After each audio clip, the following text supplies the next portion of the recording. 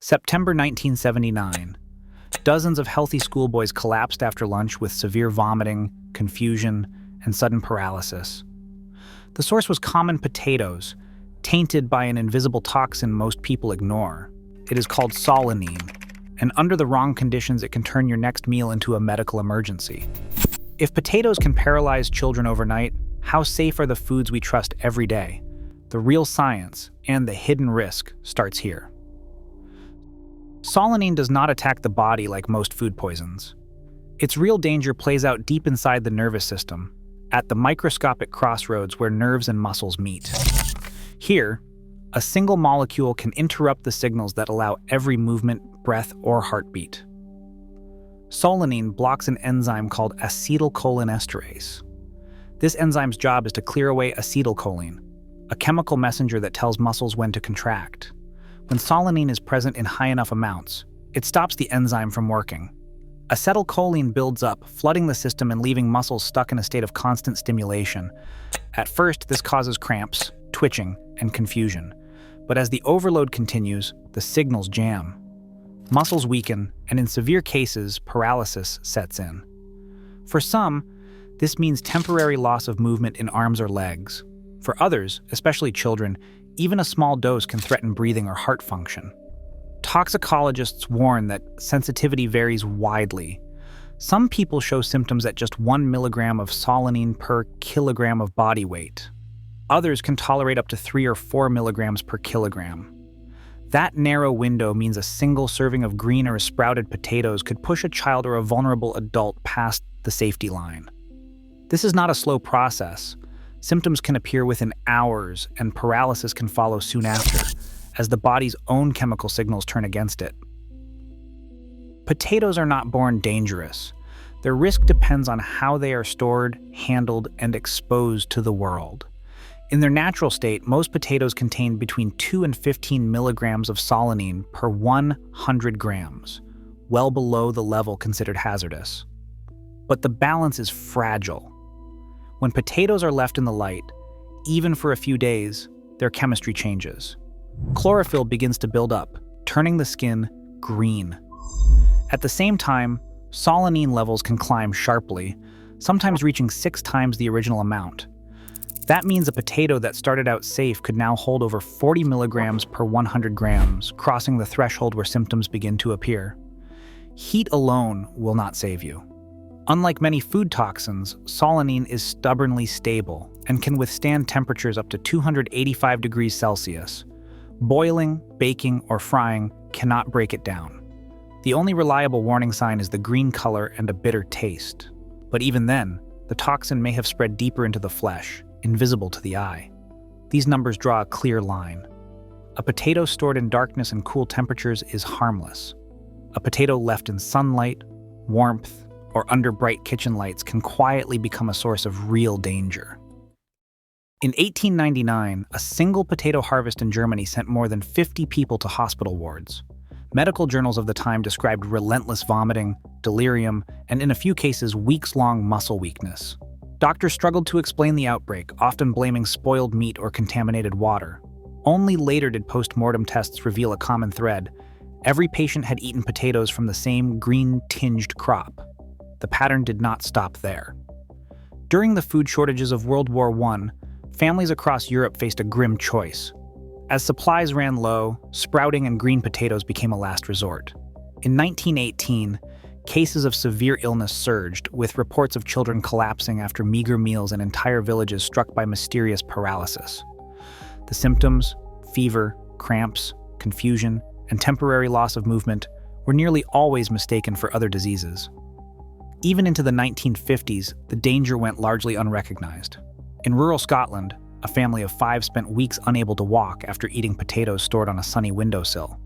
Local doctors diagnosed food poisoning but never identified the true cause. It was not until the 1920s that researchers began to connect these outbreaks to solanine, the natural toxin building up in stressed or damaged potatoes. For decades, solanine poisoning hid in plain sight, often misdiagnosed as botulism or stomach flu. Each incident, whether in a German village or a Scottish farmhouse, added to a quiet archive of warnings. The risks were highest in times of scarcity, when desperation forced people to ignore the warning signs: a green hue, a bitter taste, and trust that cooking would make any food safe. That trust proved dangerous. In October 1983, a new potato variety called Lenape arrived on Canadian shelves. Bred to make the perfect potato chip, crisp, golden, and free of burnt sugar spots, Lenape was the result of years of careful selection by plant breeders in the United States and Canada. What no one realized was that in the pursuit of better chips, the breeding process had also favored potatoes with a hidden danger. Glycoalkaloid assays on Lenape samples revealed solanine levels between 30 and 47 milligrams per 100 grams, more than double the accepted safety limit. The consequences were immediate. Within weeks, 61 people across Alberta and Saskatchewan reported severe illness after eating Lenape potatoes and chips. Symptoms ranged from intense stomach pain and vomiting to confusion and, in the most serious cases, paralysis. An 8-year-old boy, after eating just 230 grams of Lenape potato chips, suffered respiratory distress and was left unable to move for 36 hours. Hospital records documented his temporary paralysis and rapid recovery once the toxin cleared. The response from regulators was swift. Lenape was pulled from the market nationwide. Plant breeders and food safety officials faced urgent questions about how a dangerous variety had slipped through the system. For the first time, mandatory solanine testing was introduced for all new potato varieties in North America. Internal withdrawal records and lab reports became the backbone of a new policy, requiring every batch to be screened before reaching consumers. The Lenape incident forced scientists, industry leaders, and regulators to confront the risks of innovation without oversight. It became a turning point, transforming solanine from a hidden agricultural hazard into a matter of public accountability and permanent change in food safety policy. Inside the food industry, the risk of solanine rarely made it past the walls of quality assurance offices. In the 1970s, internal memos from major potato producers routinely described greening as a cosmetic issue, downplaying the health hazard even as storage tests showed solanine levels above safety limits. Language in these documents carefully minimized the threat, suggesting that green patches were unappealing but not dangerous. Privately, fast food chains and frozen food suppliers ran their own tests throughout the 1990s. The results were never shared with the public, but records show that between 3 and 8% of shipments from some suppliers contained potatoes with solanine concentrations above the 20 milligrams per 100 grams safety threshold. In 1995, a leaked corporate memo revealed that one major frozen food company had calculated the cost of upgrading storage facilities against the risk of illness, ultimately labeling the danger as an acceptable risk for business. The industry's reluctance to act left consumers exposed, while official statements continued to assure the public that green potatoes were only a matter of appearance. A family in North Dakota spent days in the hospital after eating potatoes grown in their own backyard. The tubers, stored through the winter in a garage, had turned green beneath their skins. Lab tests later measured solanine at 42 milligrams per 100 grams, more than double the safety limit. In South Korea, 34 students fell ill after a school lunch. The potatoes, kept under cafeteria lights, had quietly built up dangerous levels of toxin. Each sprout eye contained up to 6 times more solanine than the flesh, making even a small serving risky. Officially, health agencies report fewer than 30 confirmed cases per year in the United States. Yet toxicologists warn that mild poisonings are often mistaken for stomach flu and never investigated. Scientists continue to debate how much is truly safe.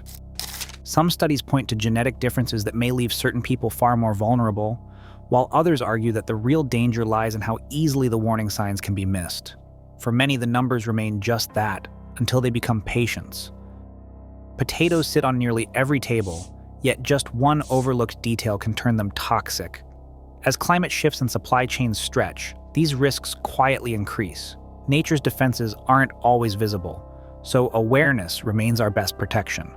The most familiar foods can hold the most unexpected dangers. Stay vigilant.